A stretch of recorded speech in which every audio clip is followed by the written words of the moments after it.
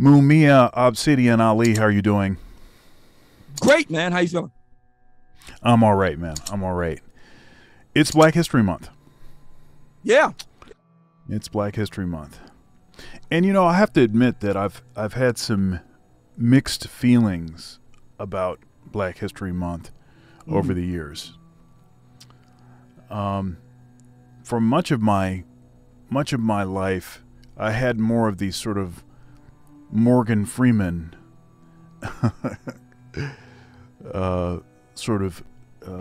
view on Black History Month, where you felt it was unnecessary. Yeah, it's not necessary. I mean, Black history is, American history is Black history. It's the same thing. And why are we going to relegate our history to just 1 month? Shouldn't we be, discussing this? And in particular, I interviewed LAR movement recently, and one thing that he was talking about is all of these particulars, all of these inventors and everything. And the thing is that with Black History Month, it seems like what we do is we're happy to have the month, but we don't really know about any of the important Black figures outside of a couple. And so I had that sort of view on Black History Month. I think I've sort of grown to sort of tolerate it, and then now to start to see it as perhaps an opportunity. And one thing that I'm doing in the month of February, I'm focusing on Black men. My content tends to focus on issues related to Black men and boys. Let me ask you a question about that, because given what we're here to talk about, I get the distinct sense that a lot of Black women don't like Black men having podcasts, don't like Black men having a voice, don't like Black men having their kind of carved out their own media niche. So I want to ask you, do you agree or disagree with that little completely anecdotal and parochial and unscientific observation that a lot of Black women seem to have a problem with that with Black men like yourself, like myself, and others that want to center the voices of Black men in their own voices, unedited and uncut, unsanitized? Yeah, I definitely do agree. And I think that this article that you were interviewed for, that Nicole Young wrote for Elle magazine, and that I was mentioned in, is evidence of that. Here I'll quote her directly when she says, let's see here, within the Black Manosphere's fiefdom, there are many subgroups, rival influencers, competing philosophies, and myriad content creators, but each of them contain one common thread: a concerted, explicit disdain for Black women. This seems like a pretty particular assessment about a lot of content that it is highly likely that she has not even scratched the surface of. And I would also take issue with this. Of course, I take issue with this idea that there's this disdain, explicit disdain for Black women. I would argue, actually, the principle set forth in the Bible. I did a recent live stream called "He Chastises Whom He Loves." Right. And I'll quote right from the Bible. And this is starting in verse 3, Hebrews chapter 12. "For consider him who endured such hostility from sinners against himself, lest you become weary and discouraged in your souls. You have not yet resisted to bloodshed, striving against sin, and you have forgotten the exhortation which speaks to you as to sons. My son, do not despise the chastening of the Lord, nor be discouraged when you are rebuked by him. For whom the Lord loves, he chastens and scourges every son or daughter whom he receives. It seems to me that a better explanation for maybe impassioned, maybe unartful at times, maybe due to having a broken heart, maybe due to bad experiences, whatever the reason, maybe not tactful, but why a does it better have to be explanation. tactful? Well, I don't know that I find that a lot of black women, they get to be raw and unvarnished. They get to be, they get to have the full run of the range of their humanity. But black men, and then they have the nerve to rail on about respectability politics when they turn right around and want black men to be the very embody of it to make them feel better. See, there's this serious psyops going on that I just don't buy it. Black men said what they said to how they said it. Now black women need to take that in and deal with it. The end. Yeah. I was trying to be generous. I think your point is totally true. I think that I mean, black women get to be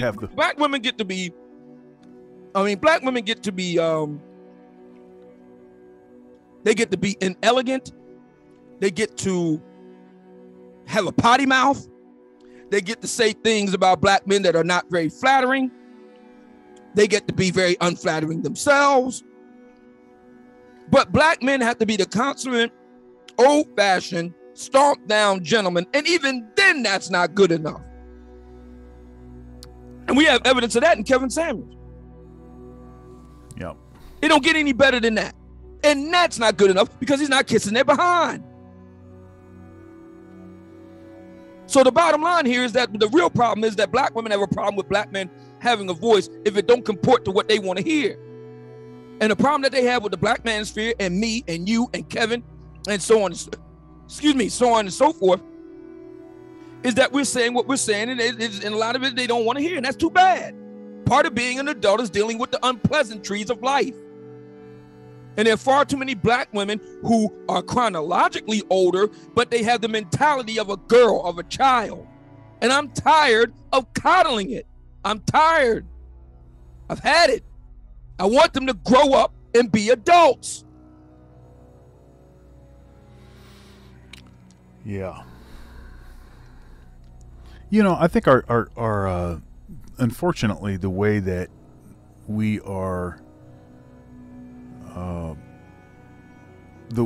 aspects of our culture that sort of teach us to be very much, treat women in general with kid gloves, and to not sort of be particularly pointed about expressing a dissatisfaction with behavior or whatever it is. In my live stream, he chastens whom he loves. One thing that I pointed out is that indeed tough love is the real love. Telling you that you can do no wrong, pumping your head full of all of these pleasantries, awarding everyone with a trophy if they've done good or bad equally, patting you on the back, positive affirmations, all that stuff that sounds good, and maybe it makes you feel better or feel good about doing that. However, it's more of a sign of actual disdain than the tough love, which will actually tell you what your issues are so that you actually have an opportunity.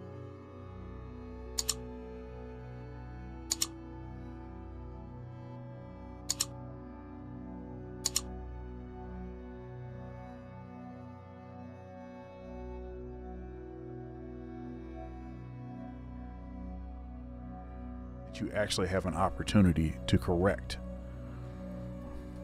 to make the correction. You know, I know where you're going with this, and I hear and respect it.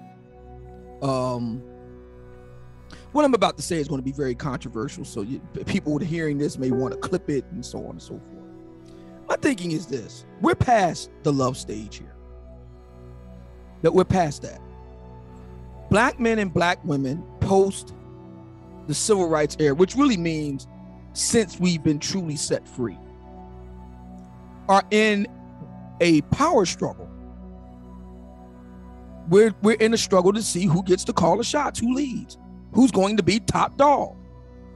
I liken it to a Jason Bourne fight in a stairwell. You ever seen the Jason Bourne movies, the Bourne Identity?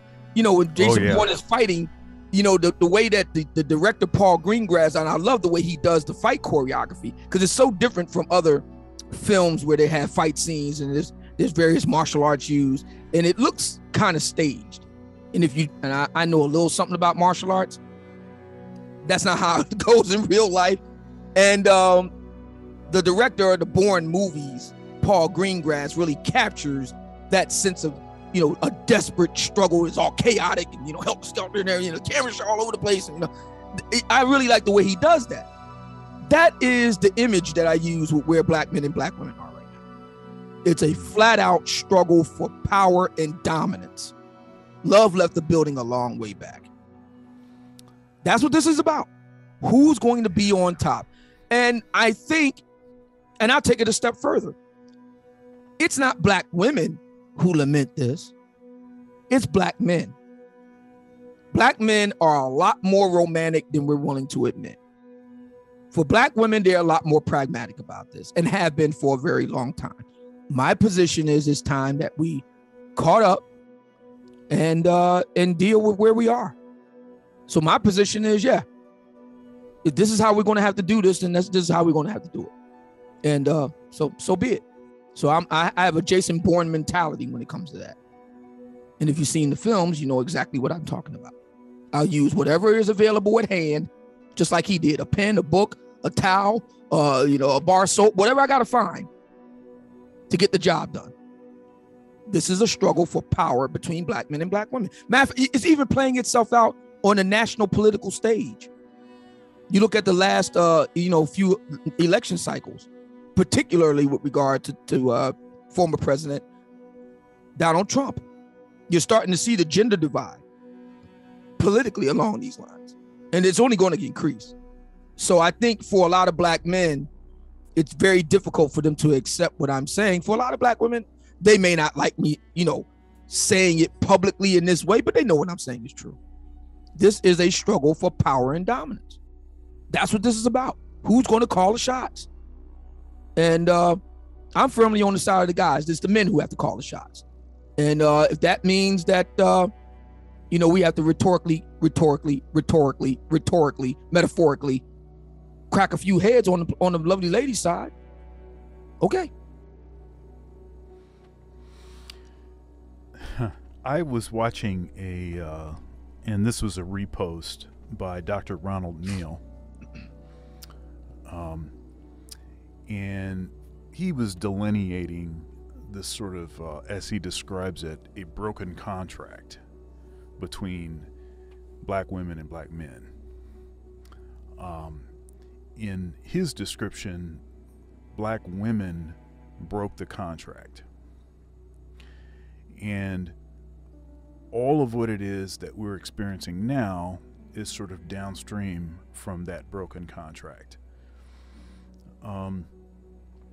I've heard this, and this is something that you hear in the manosphere spaces, the red pill spaces frequently, and that is this idea that, and you just said it, that men are the true romantics, right? The men are usually the ones that are willing to die, you know, for the sake of their family, for the sake of actually even random women, random children, people that they don't even have a relationship with. You know, so for instance, like 9/11, when you saw all of these, what we would call essential workers now. I have some issues with that, but I was reading The Economist. They did a really good I'm signed up to The Economist. I'm a subscriber, and they did some really good work giving their predictions about what they see for 2022, and one of them is this change, basically the new normal from the coronavirus and the pandemic, and talking about how the nature of work has changed and so on and so on and so forth. There's some very interesting statistics with regard to Black women, particularly in that regard. And I think I'll save that for a live to unfurl. But the numbers don't look good. Even Roland Martin talked about it. The numbers don't look good. Yeah, in 9/11, you saw this. I mean, all of these policemen, firefighters, and at times just random people running in to the burning buildings, they running in when everyone else is running the other direction. Many of them losing their lives because of that. If you look at, for instance, the Titanic, the percentage of men that survived versus women and children, right? But none of that is ever sort of mentioned when we start talking about some of these power struggles, especially these power struggles for,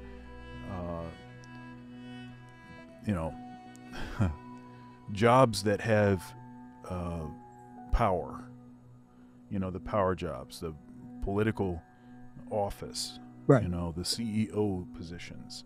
Mm-hmm. No one's fighting over those, as I described, no one's fighting over the firefighter positions, really, over stuff like being a lumberjack or a, skyscraper window cleaner. Right. You can best believe Black women, by and large, there's notable exceptions to every rule, no doubt. But by and large, Black women ain't clamoring for those jobs. They're not. No. But, one thing that so this article, one thing that you said that you liked Nicole. Yeah, I don't have anything personal against her. I have nothing personal against her. I definitely have something personal, well, not personal, but I definitely have something against the fact that she was dishonest with me.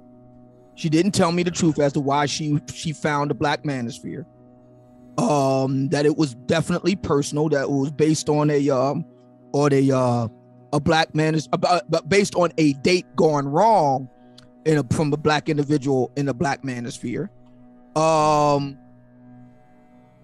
And so on and so forth. I mean, I didn't care for that. I didn't care for the fact that she clearly didn't read my book. I didn't care for the fact that she clearly didn't acknowledge the highly salient and legitimate and unerringly accurate points that I made. Instead of her just staying quiet, I would have appreciated if she was woman enough to say, you know what, Obsidian, you're right about that.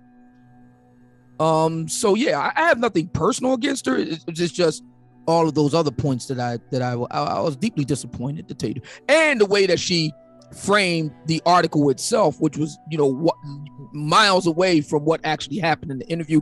And let me say, for the record right now, since she made this point in the interview, I wasn't talking about her appearance when I played my Wookie Weave ad. She doesn't understand my sense of humor. That ad was made long before Nicole Young came along. Black men have every right to voice their opinions about Black women's appearance. Black women just will have to, live with the scandal. I could see the reason why she felt some kind of way, because what I said applied to her. As the old adage goes, if the shoe fits, buy a pair. And so there's that. The other piece that I would say is I didn't appreciate the way that she says in the article that I didn't show myself on camera. Everybody knows what I look like, including her. I have nothing to hide. And hey, look, if I don't appeal to her or any other lady, that's fine. But here's what they can't say. And Nicole Young knows this if anybody does. They can't say I'm not well dressed, well groomed. They can't say I ain't got my act together. They can't say that I'm not accomplished. They can't say that I'm not articulate, well read.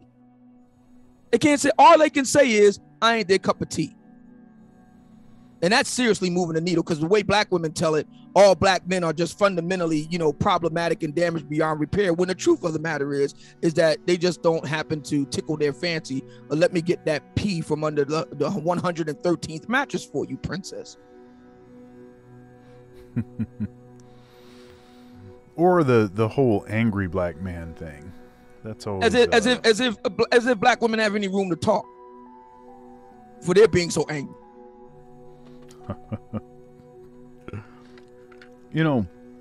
It's interesting, and this is something that I've brought up frequently. Men have feelings too, right? Oh yeah, we have feelings. Now, because we have learned how to not make decisions based on our feelings, or be emotional. Now, one of the issues is that a lot of us are emotional, too emotional, and that's dangerous. It's dangerous for a man to be emotional, because a man can inflict a lot of damage if they're too emotional. And emotional meaning that they don't have control of their emotions, that they allow their emotions to dictate their behavior, right? So, but because we value being in control of our emotions, it seems often that is interpreted as that we don't have feelings. And so then that gives a certain justification for treating us as though we don't have feelings. You can say anything about us, you can kick us, you can malign us, you can treat us subhuman. All of that stuff is okay. It's fair game, because after all, we don't really have feelings, and certainly we don't feel things at the same level that they do. And I think that that's categorically false. I think it's wrong. I think men have feelings and feel things just like everyone else does, because we respond differently, because we address things differently, and then sometimes maybe, sometimes I've heard people say, well, men have feelings because they're angry. So that's evidence of an emotion, angry. But that's the only thing that there seems to be a widespread agreement on as far as we go. And I'm not talking about this whole, get in touch with your feminine side stuff, because we don't have to be in touch with our feminine side per se to still have feelings. We can still be masculine and still have feelings. What do you think of that? I think it's bunk. I think that black women don't see black men as full human beings. This is the reason why a lot of black women don't respect the boundaries of black men. They see black men as kind of disembodied phalluses. They see black men as kind of disembodied wallets and debit cards. They don't see black men as full human beings in their own right. And like I said, this accounts for a lot of their behavior toward black men. Like I said, the frequent disrespecting of personal boundaries when it comes to black men. Going back to Kevin Samuels, there's numerous instances from dating back to nearly 2 years ago where this has been the case with him. So, I think that I think a lot of black men don't. A lot of black women rather don't see black men as full human beings in their own right. And I think that's a big part of the problem. Now, this is an interesting problem because I would argue that part of the reason why we're not seen as fully human is that, and this is by choice, disproportionately the men that our women prioritize aren't necessarily the best available, not based on, you know, long-term sort of qualities, right? So, you know, and I talk about this frequently, this whole prioritizing swag over substance. So then when the swagged out dude that doesn't have to commit, and or the Pookie and Ray Ray that already has multiple baby mamas, when that dude does you wrong, then there seems to be this uncontrollable urge to make an assessment about all of us based on those experiences. What do you think of that? Repeat the question again. Well, I mean, basically, it's just, you know, it's a mate selection issue. So when you're saying brothers are choosing the wrong kind of women? No. I'm saying women are choosing the wrong kind of brothers, and then absolutely. You know, that's pretty much the problem in a nutshell. The black love machine really comes down to this. The black love industry, I call it the black love machine. It really comes down to this. Black women want a small group of black men who themselves were and remain a big part of the problem, because they were, you know, select fuck boys, and they had their road on Damascus moment and had an epiphany and changed their ways. They want them to make other reform select fuck boys like themselves. That's pretty much what this comes down to. Yeah. So, but when you talked about the 80-20 rule in your book. Yep. And so first of all, can you talk a little bit about that in how this Pareto principle affects the dating market? Well, first of all, let me say this in response to Miss Young, because there's a point in the article where we talked about this, and she says words to, you know what, forget the words to this effect. We can go and actually quote what she actually said. We don't have to, we don't need no music, because all we got to do, let me see. She says here, let me find it.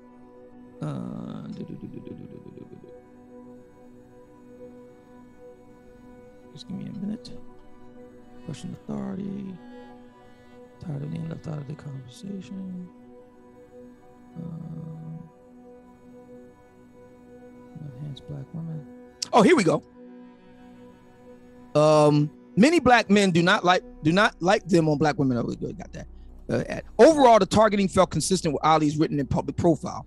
Throughout his dating guide for non-select black men, for instance, Ali decries the marginalization of black men at the hands of black women, whom he crowds with such titles as Paper Tigress, Spinster, Miss Thang, and Victim Queen, to name a few. I think those appellations were quite creative on my part, if I do say so myself. Continuing, like the white manosphere, the black manosphere is right-wing, politically conservative. Its content creators perpetuate the belief that black women, not systemic, economic, political, or social oppression, are to blame for any inequities black people, especially black men, observe in their lives. Stop right there, because this goes right to the heart of the 80-20 rule. So if you notice, what a lot of black women like Nicole Young will do is, instead of examining their own mating criteria and making a change for the better, to solve their own problems, what they'll do is they'll say, well, the reasons for the guys that are non-select guys is because of racism, Jim Crow, Toby, Chicken George, let me see, Alice Haley, what else, Bojangles. I mean, this sort of stuff, Mississippi Burning. And instead of black women themselves having the agency and the freedom to make fucked up mating choices, excuse my French, but that's just the way I have to say it, making fucked up mating choices. And often, many of these black women make fucked up mating choice after fucked up mating choice. They do nothing to change. And black men, the non-select guys, are just supposed to take it. No, racism ain't got shit to do with this here, Miss Nicole Young. It's got everything to do with black women like yourself making messed up, jacked up, dating and mating decisions. We want you to do better. And if you can't screw up the desire to get with a brother that is the opposite of everything that y'all complain about in black men, then do us all a favor. Either one, don't get with nobody at all, or two, go and get with those select fuckboys and shut the F up when they F you over. And stop scapegoating all black men. Read the non-select black men who ain't had nothing to do with it. Now let me go to the point about the 80-20 rule. Yes, black women most certainly imbibe that. They do. They do. And they can't be mad at the Black Manosphere for documenting it, for disseminating it, for spreading the word about that fact. Can't be mad at us for that. It's not our fault. What we had something to do with the Oprah Winfrey Network, Iyanla Fix My Life, airing the fact that 6 black men had sired children with over 50 black women and made damn near 200 kids. That's our fault. That's the Black Manosphere's fault. Really?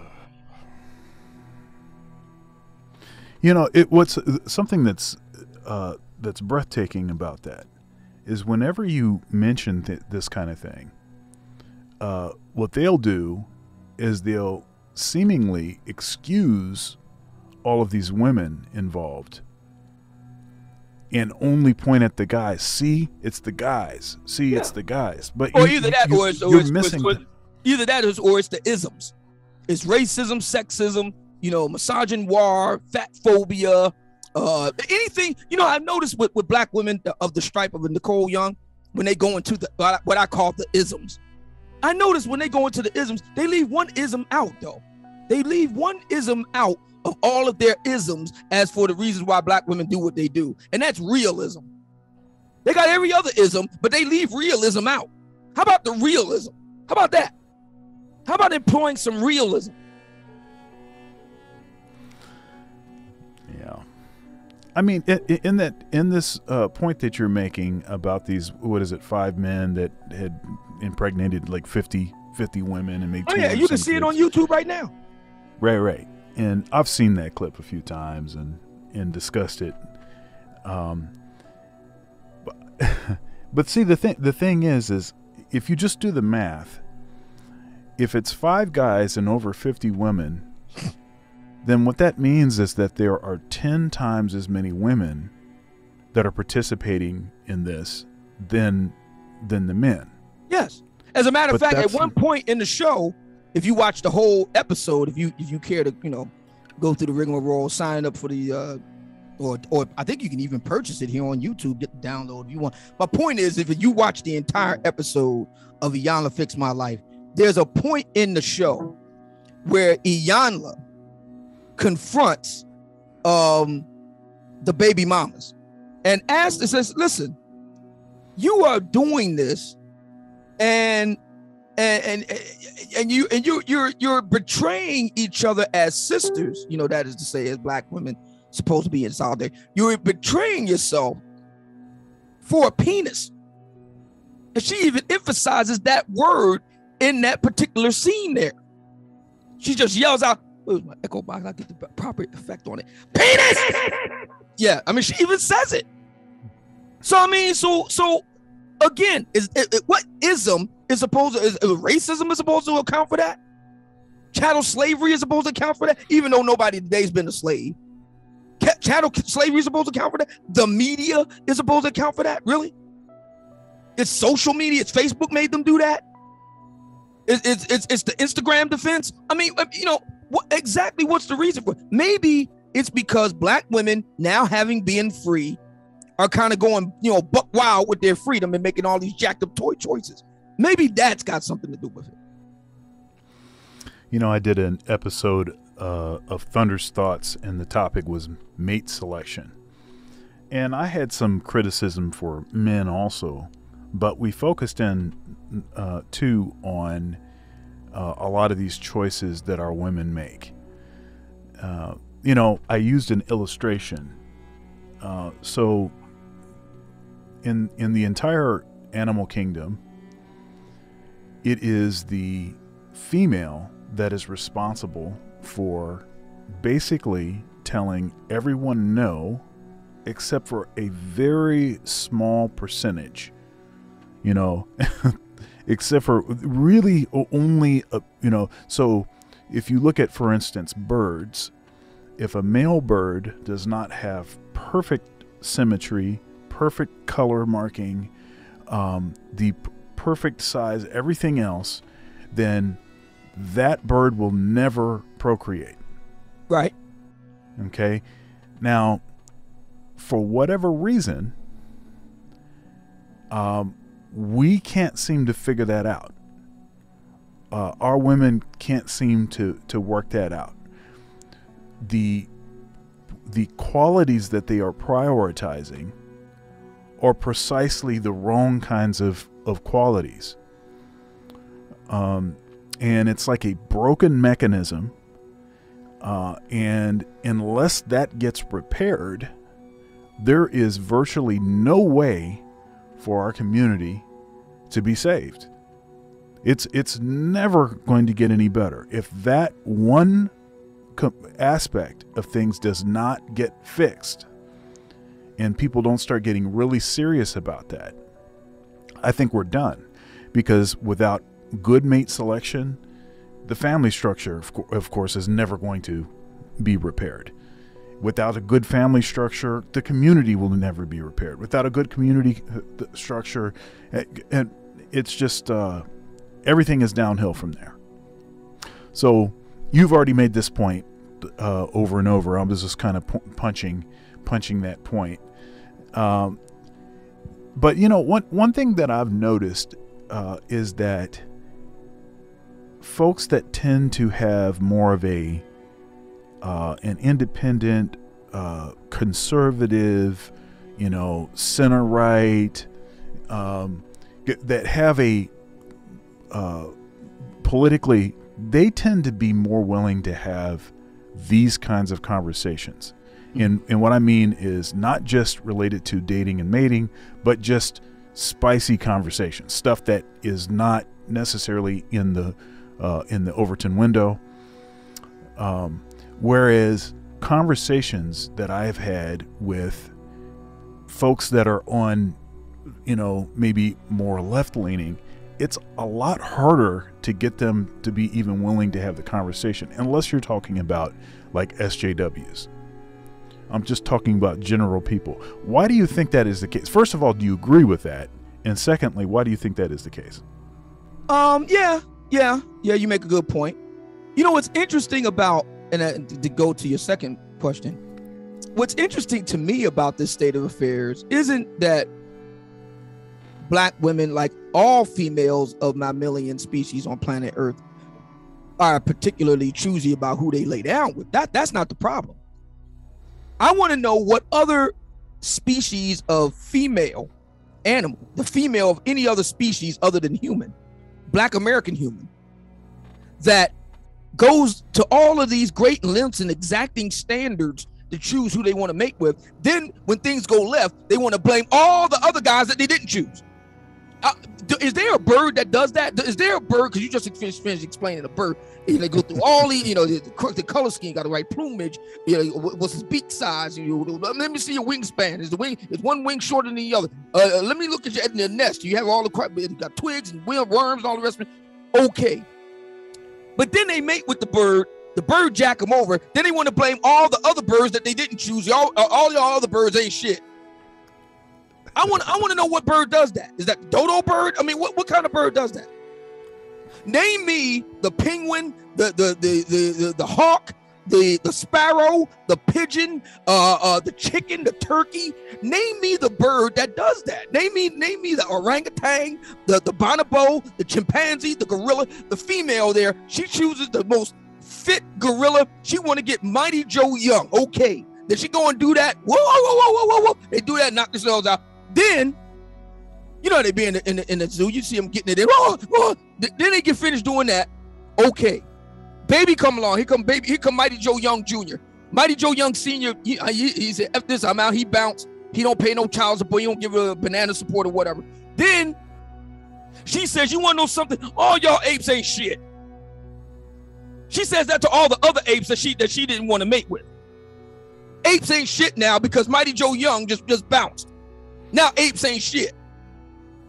I want to know what the female of the species and the rest of the animals on planet Earth. See, this is what we got to get Charles Darwin for. Charles Darwin, you came up with the theory for natural selection.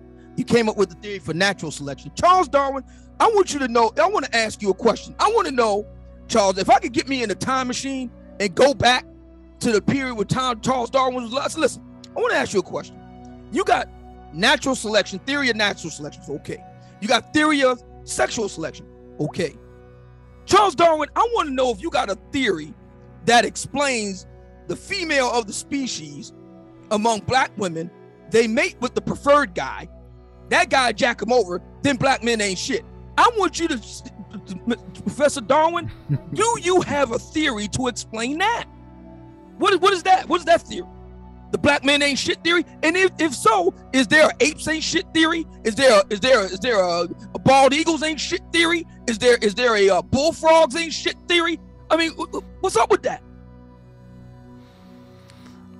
Yeah. And I think what's worse is that after you've made bad decisions, now you've got a couple kids, now you still expect one of these guys that you did not prioritize prior to be willing to step up, quote unquote, to man up, to be the cleanup man. Right. So that's always and there's like this sense of entitlement towards that. It's almost that you're doing them wrong by not being willing to accept that as a deal for you. Oh, it seems like it is. A real man takes a woman and her kids. You can't handle a real stepdaddy season, all this other nonsense. Now, here's the trick with that. And here I lean on the research of noted black man academic, Professor Elijah Anderson, formerly of the University of Pennsylvania. Last time I checked, he was at Yale. He did excellent work in the 90s. He released Streetwise. That was the precursor of his excellent magnum opus, Code of the Street. That was circa 1999-2000 that he wrote. Both of them he wrote here in Philly. Now, according to his research, black men do, well, first of all, the black community in general has a strong tradition of fostering and adoption and informal adoption and so on, fostering and mentoring and so forth. That's number one. But number two, black men do the most fostering of children than any other a group of men in the country.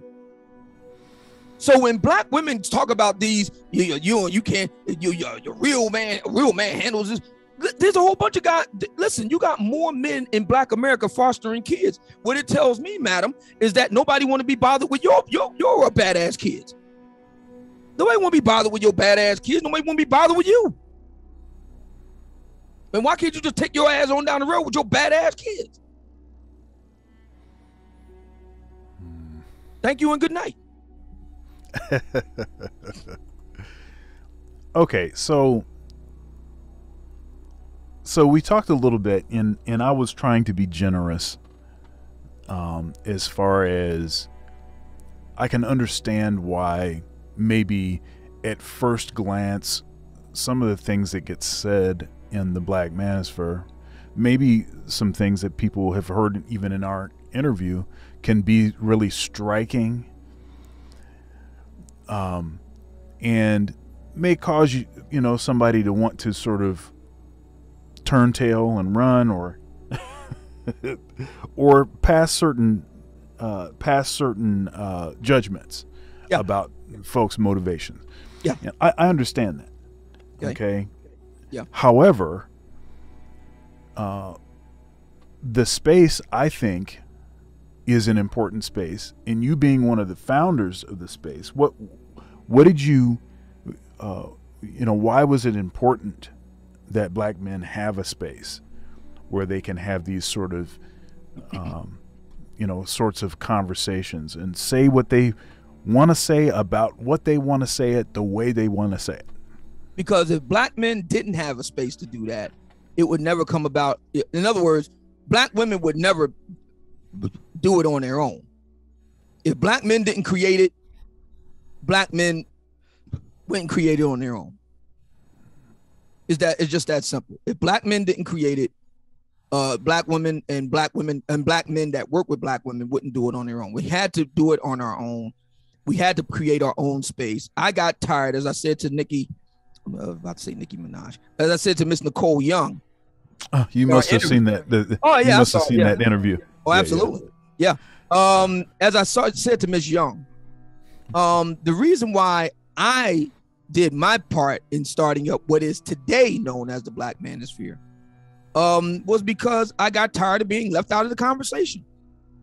I got tired of being the type of black man that gets talked about but never talked to, and I decided to do something about it. So I did.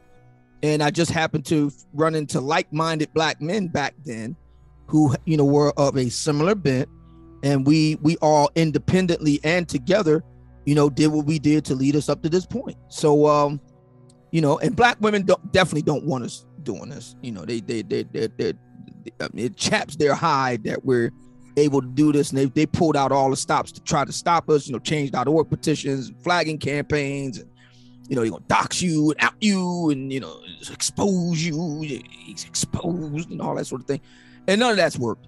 So you know, the black manosphere juggernaut just continues rolling right on along. So they'll just have to live with the scandal. Huh.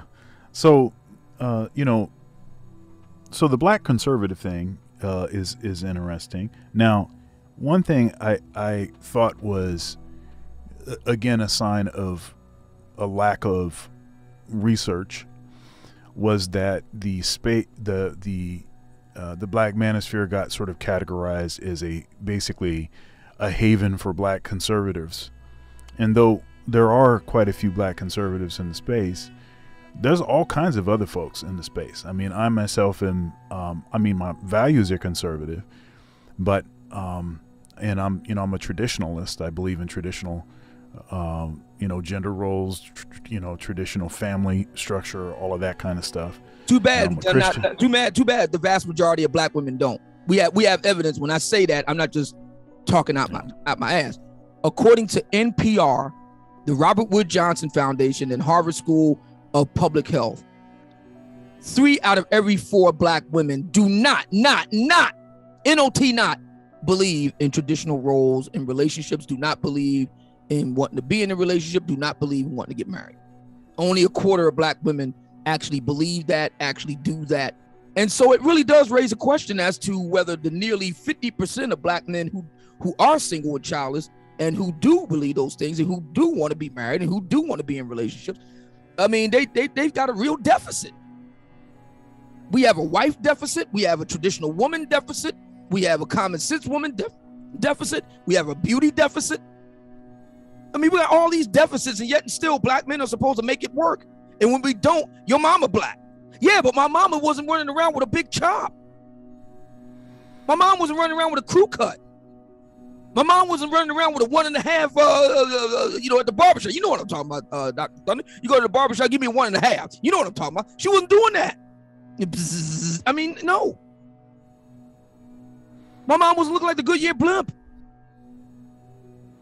My mom wasn't having 3 and 4 baby daddies. My mom wasn't spending all, you know, years and money in the, you know, imbibing all this black feminist crap in school. So yeah, my mom was black, but my mama wasn't doing all that. No. But there are other perspectives in the space. There's a lot of other perspectives, right? I mean, you have folks that are more on the liberal side. You have folks that are, I mean, for instance, Dennis Sperling has frequently said that he's been a lifelong Democrat. Right. You have folks like the lead attorney, for instance, that he has said that he's pro-choice. Right. He said that frequently. So well, I'm pro-choice too. I'm also pro them paying for it. See, I'm pro them paying for it. I know that's not as pithy or as it doesn't have the same kind of ring to it as pro-choice. But that's my official position. I'm pro them paying for it. They could be pro-choice all they want. They can do whatever they want to do with their body. They just got to pay for it. Why should Dr. Thunder in the Buckeye State have his tax money appropriated for Miss So-and-so in the Empire State to get an abortion? If it's her body and it's her choice, it's a private decision, it's between her and her doctor, okay, how come she can't pay for it? Answer me that one. Well, I'm pro-life, so I think the whole thing, especially as it affects our community, all of these government sort of experiments disproportionately affect our community. Well, if you're pro-life, that even makes the question even more pressing. Why is a pro-life brother having his tax dollars appropriated to pay for stuff that he flat out disagrees with, on the basis that it's my body, my choice? That's the fundamental concept. That's the reason why I call it, I'm the pro that let them pay for it party. Because my thing is more so than pro-choice or pro-life. Because see, when you break it down like that, when you break it down to a financial thing, that's when you find out where the rubber hits the road with a lot of black women. When they got to ante up and pay for it themselves, their behavior will change a lot. When they got to go and get, how about this? How about this? What I propose? If the lovely ladies don't want to pay for it themselves, how about this? Why don't you get Big Dick Daryl before y'all go in later? I said, well, now before we do this, I'm gonna need about, I don't know how much abortion costs. I'm just gonna put a dollar amount on it, $1,000. Okay. So it's okay, Big Dick Daryl, I'm gonna need you to put $1,000 on it in an escrow just in case I come up pregnant. And that $1,000 will be used to, go ahead and get an abortion, so on and so forth. Now, how many Big Dick Daryls are going to be Big Dick Daryl after that?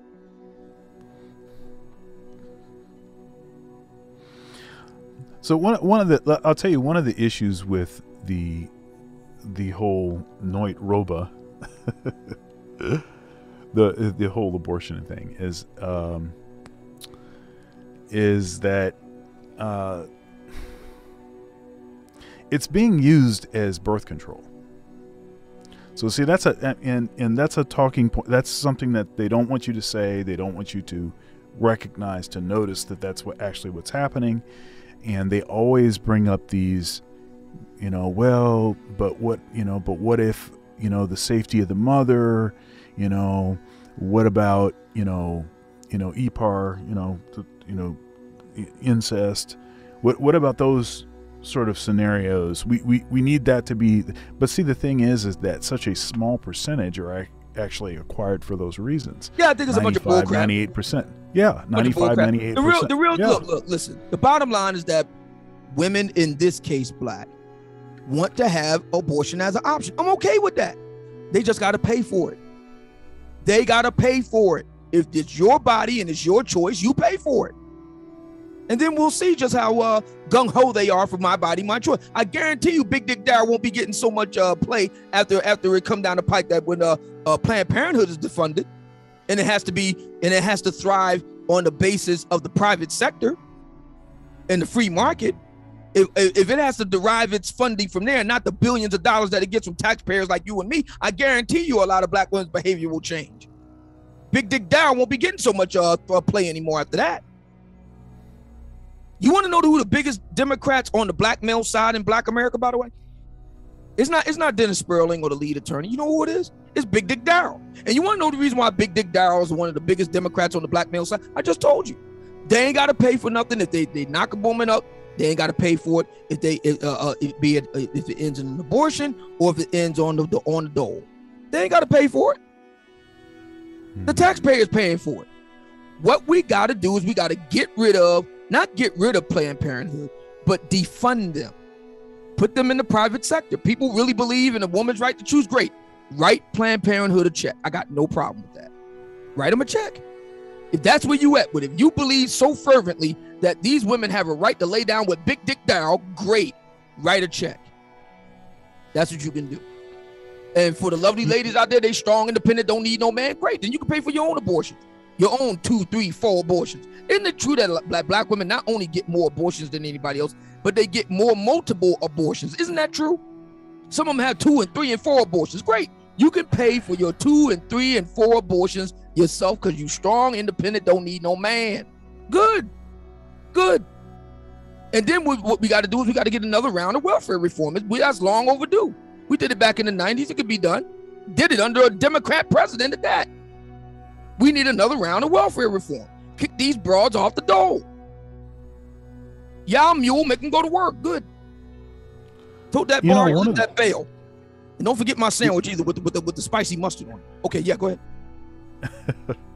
Now, one of the arguments or that I've heard that I find to be quite compelling is when people start, when these abortion activists, when they start, it's a woman's choice, it's her body, like this, is just to ask the question, well, how many fingers do you have? So, right. 10 fingers. Right. That's interesting. Mm-hmm. So you're telling me then that the additional 10 fingers that are inside your womb right now do not belong to you. Right? See, my issue is not about the autonomy of a woman.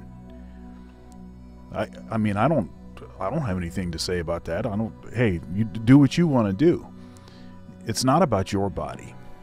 It's about another person, right? And I want to say this too. I mean, you've said some pretty assertive things, made some pretty assertive statements about black women. That being said, do you think that en masse that the men in the Black Manosphere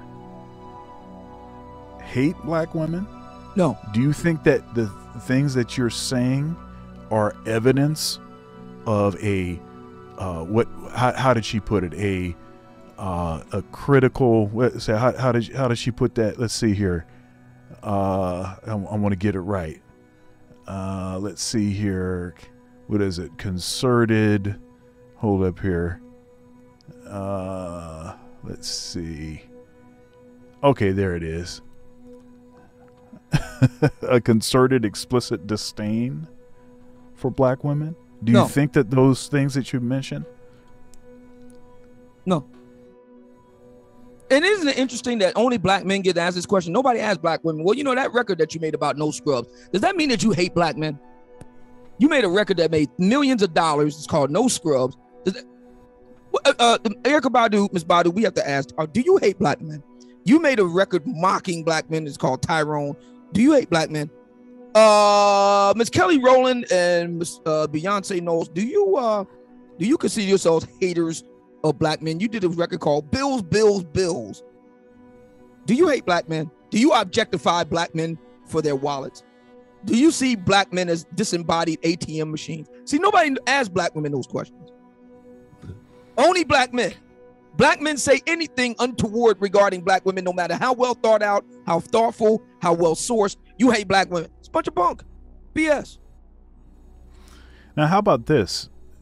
Okay, so you're saying that you don't think it's evidence of concerted, disdain, for black women. How about the bashing issue? Do you think it's bashing black women? Again, nobody says, are you bashing black men, T-Bars and Chili? Are you bashing black men when y'all made No Scrubs? What's that all about? Who exactly are you talking about when you said No Scrubs? Aren't you bashing? Nobody said, Miss Badu, are you bashing black men when you talk about Tyrone? You get where I'm going with this. Nobody does that. Yeah. So let me ask you this. Okay, so let's see here. Okay, so bashing is defined as severe criticism. Right. You don't think No Scrubs was severe criticism? Okay. You're a musician. You've heard it. Yeah. You don't think that No Scrubs was a expose, an exemplar, an exhibit A of severe criticism of the black man? You don't think so? I think that so the difference here is that I think that was false. I mean, it was an evaluation of maybe some men that they had interacted with. So maybe it's anecdotal, but as far as spreading that out to be some sort of picture of how all black men are, or even the majority, I thought it was false. Now, talking on this other, talking across the street here, I think that I'm sorry to say that en masse, the criticisms about our women are true. Now, it doesn't mean that all of our women are that way. All right, well, let's start. Let's start with something very simple, something that Miss Nicole Young took to heart. She felt some kind of way about it. Let's talk about the Wookiee weave. Now, we have empirical numbers on that, empirical figures. But black women spend more money on Wookiee weave than any other group, because a lot of black women say, well, white women do it too. Okay, great. So you wear more Wookiee weave than white women. And by the way, you wear the same exact Wookiee weave that white women do. See, it'd be one thing if black women wore weave that look more like their natural hair, like an afro weave or a dreadlock weave, but they get a white woman weave. They get a non-black woman weave. So it looks absolutely ridiculous. Look like a hot mess. Okay, so that's one empirical measure. So it would be fair to say that the overwhelming majority of black women wear Wookiee weave based on the figures. Wall Street Journal, Barron's, The Economist, Business Insider, Black Hype Hair and all that sort of thing. Essence, Madame Noir, they all agree, Black Enterprise, they all agree that black women spend more money on Wookiee weave than any other group of women in the country. So would it then be fair to say that the majority of black women wear Wookiee weave? Would that be an accurate, empirically based statement or not? It's true.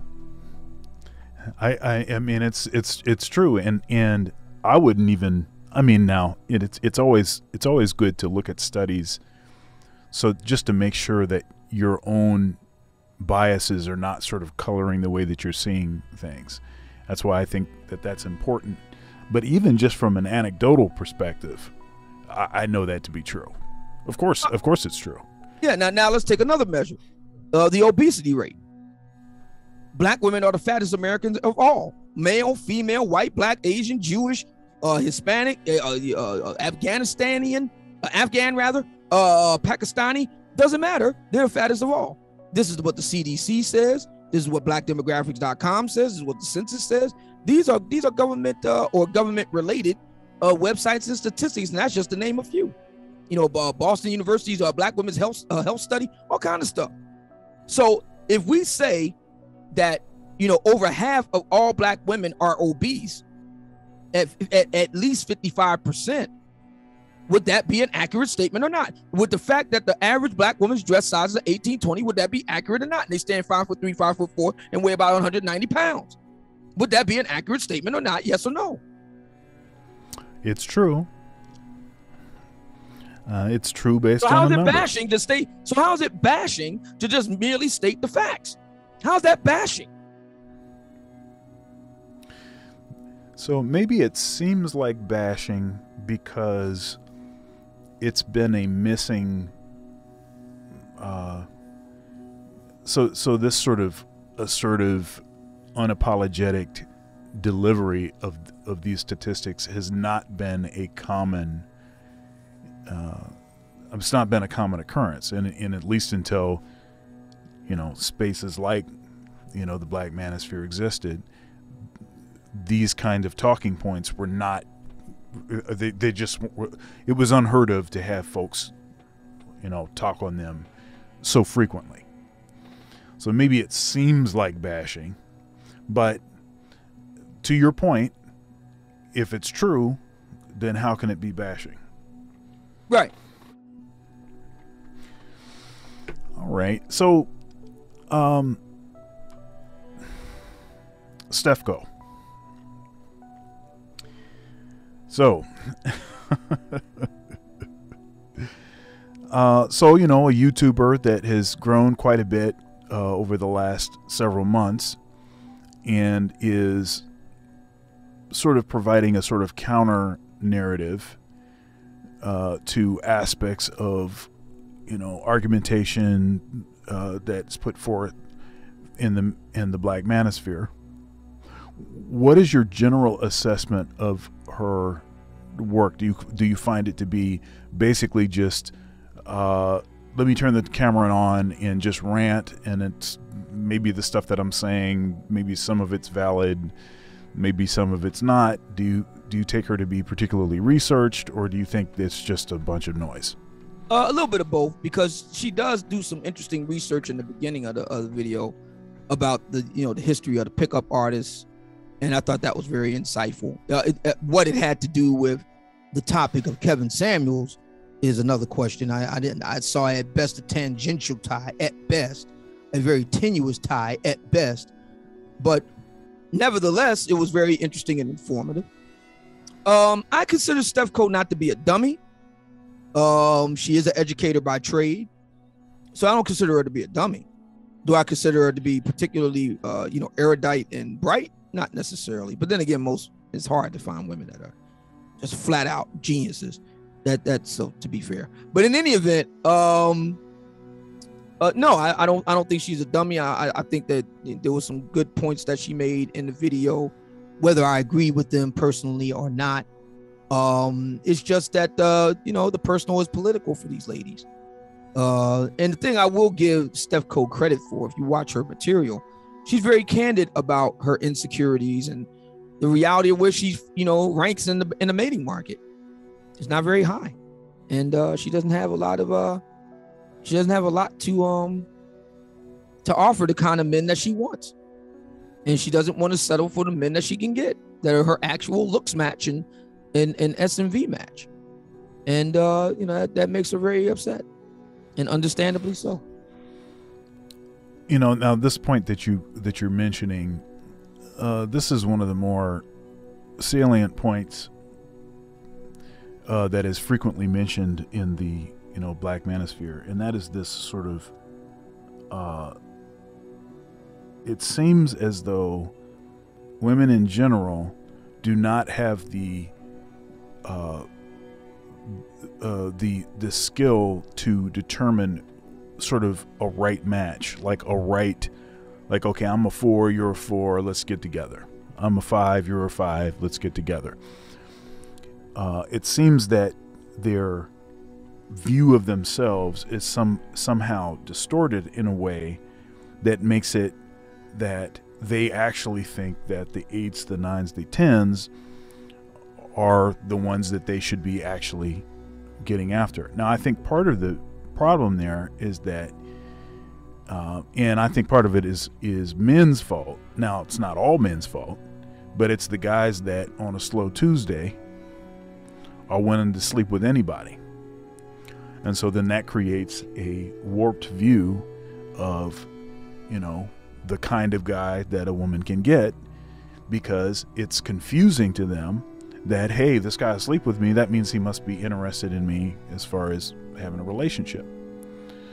But it seems like, I don't know that it's ever going to happen that sort of skill to be able to determine the sort of right match, that will ever be restored, primarily due to social media and the just rampant access that all women have to all of these upper echelon guys.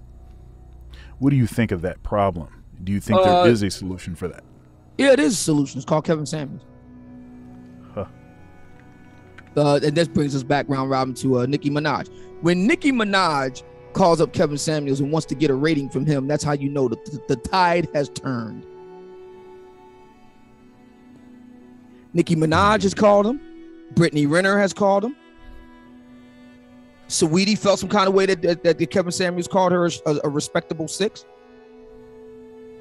So that's how you know. I would also like to say that you can't have hypergamy and assortative mating at the same time. Women, in this case black, cannot be hypergamous and also assortatively mate. The two don't work. By definition, if you are hypergamous, by definition, you're not looking to assortatively mate. You're looking to mate with somebody who is higher than you on the SMV scale. By definition. So Black women have to decide which one is it. Are they going to go for their looks match and their true SMV, which would be assortative mating, like attracts, like I'm college educated, he's college educated, and so on and so on and so on, or they're hypergamous. In which case, what Kevin Samuels says is true. You don't qualify for that. You're average at best.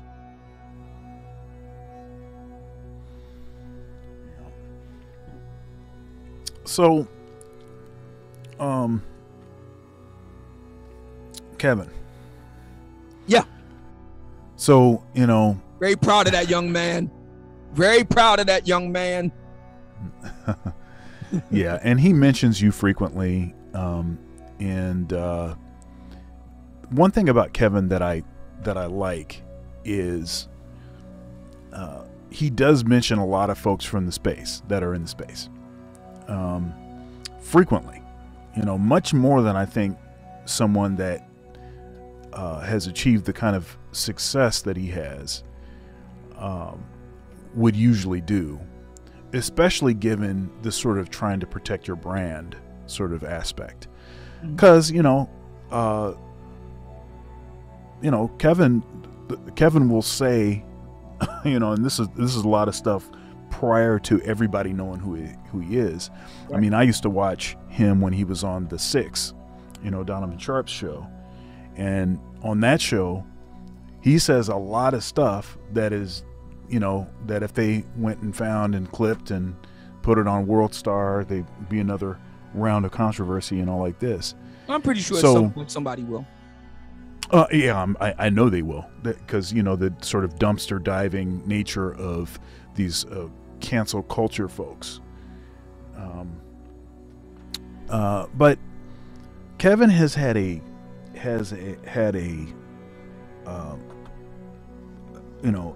big impact on the sort of subject matter in regular conversation now with respect to dating. Just the regular, the common.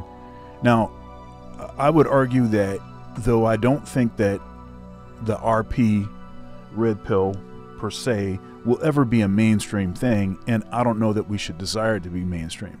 I do think, however, that a lot of the subject matter and a lot of the talking points have sort of found their way into common conversation. Yeah, give me an example. What do you think of that?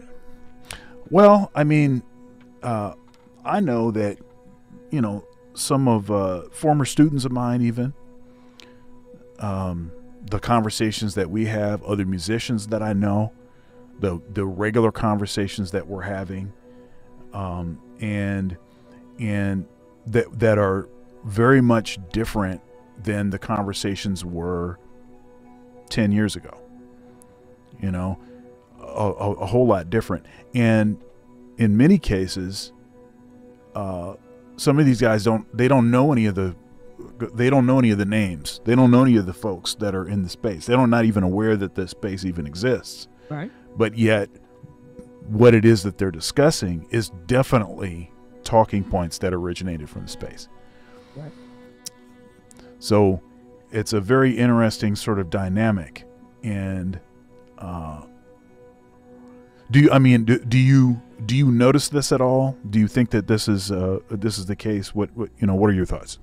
I do notice it, and I think that attention on the Black Manosphere is a good thing, even if it's less than desirable. You can't please everybody. I don't try, and as much as I would prefer guys who come to the Black Manosphere to be a bit more informed and a bit more circumspect, I can't control that either.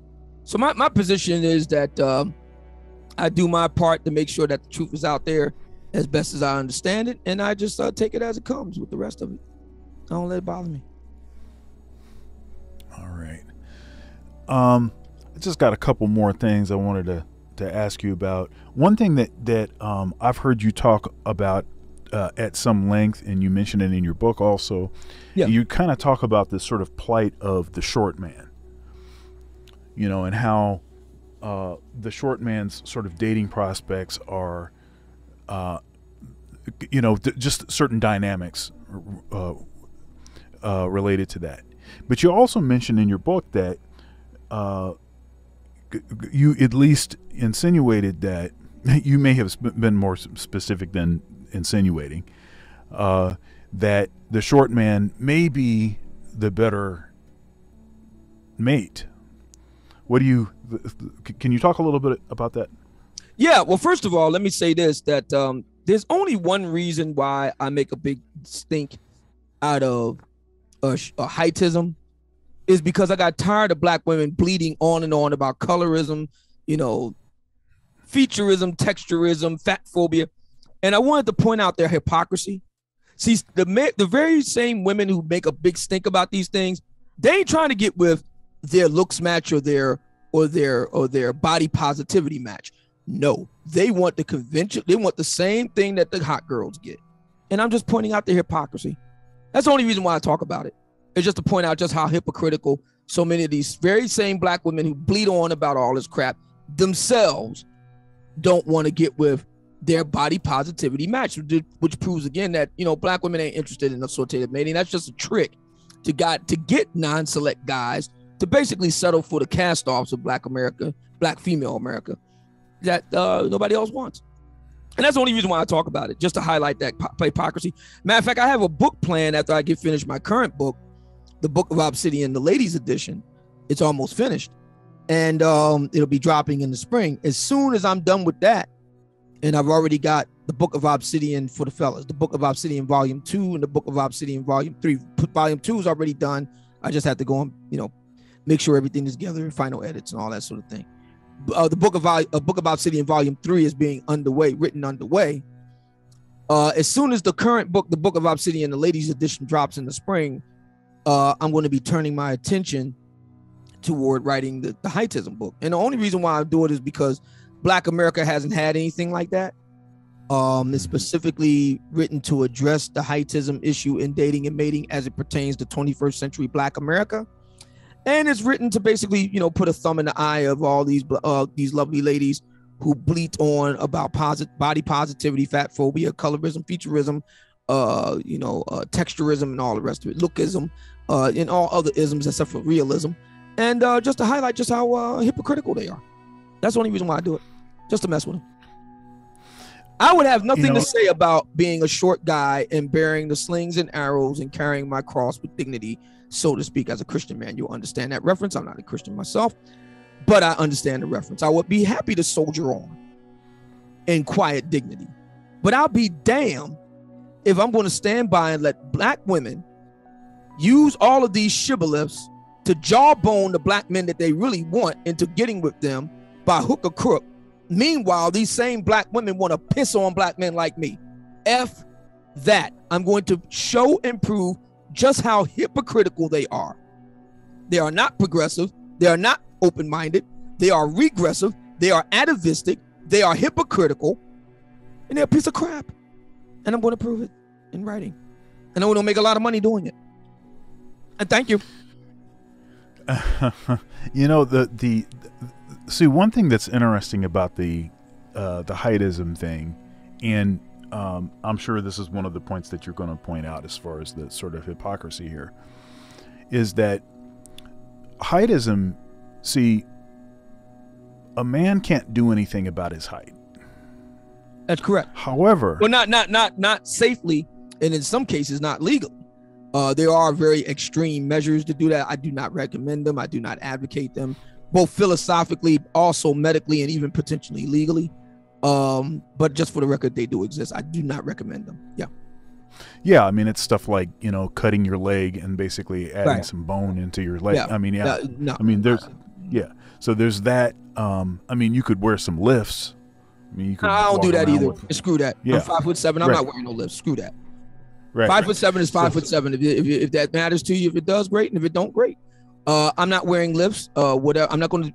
No disrespect. I'm not going to put on any kitten heels. I'm not doing that. So. Yeah. So a man really doesn't have a recourse with height. However, a woman does have with respect to weight.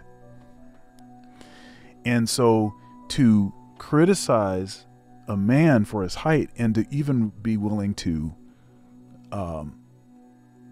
insult, say demeaning things, just flat out pass over, have it listed as you have to be a certain height for me even to look your direction. Yeah. But then on the other hand, to be, offended by a guy that says, look, I want a fit woman. Oh yeah. Look, at least you can control that. At least right. that. And I'm going to say something too, and this won't be popular. People won't like to hear this. Uh-oh. But part of the reason why the fitness thing is a priority for men, there's a couple reasons. One of them, it has to do with viability as far as procreation. So just being healthy. So part of it has to do with that. Mm-hmm. The other part of it is it's a sign of personal discipline. It is. I mean, it's one of the only things that there is that you can look at somebody and get a general idea about. Mm-hmm. Is a particular level of discipline, personal discipline. Now, we know that there are issues with some folks have glandular issues, and that really is a thing for some folks. But this whole idea of being big boned and all that kind of stuff, all of that stuff is hogwash. And something that Kevin does frequently is he talks about how, just look at your grandparents, or look at their parents, look at pictures of them, look at what they looked like, look at what size they were. And see, so that proves that it's not some sort of genetic thing. Oh yeah. It's not like we just bigger people, because no, it's not that. Several aspects about our culture have changed. There is sort of less discipline, I think, enforced and imposed, required for many of us. And so we have gotten bigger. Now, to be fair, the men have stayed pretty close to the same, maybe a little bit bigger. Well, the official obesity rate among black men is like around 33%, something like that. Mm-hmm. I think it's like 65% or something among black women. So, yeah. So that is what it is, but it's not arbitrary. It's not like, hey, I'm just gonna, look down my nose at you, for some, arbitrary reason, and I feel like I'm better than you and all this kind of stuff. No, it's none of that. There are good reasons why you should prioritize someone that is fit.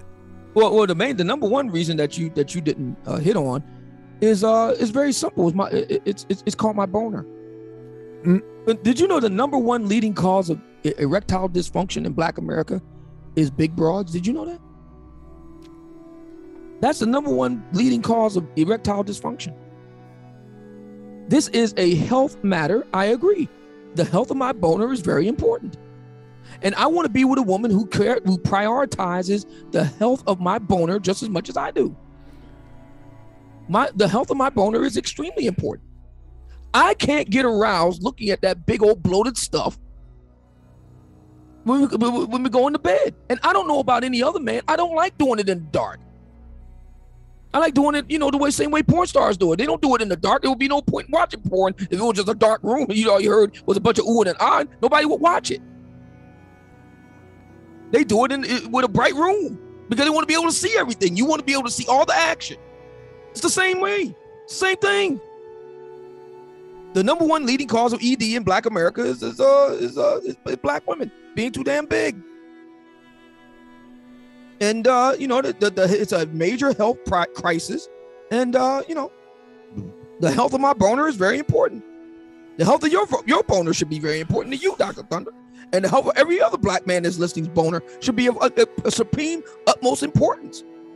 It's very important. That is a major index into a man's overall fitness and health, the state of his boner.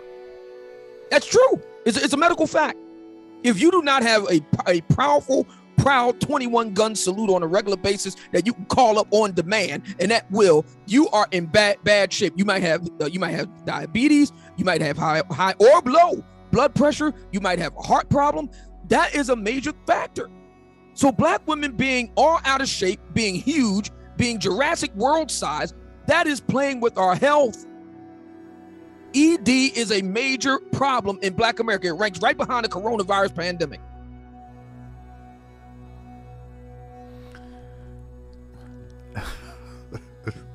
Okay. And on that note,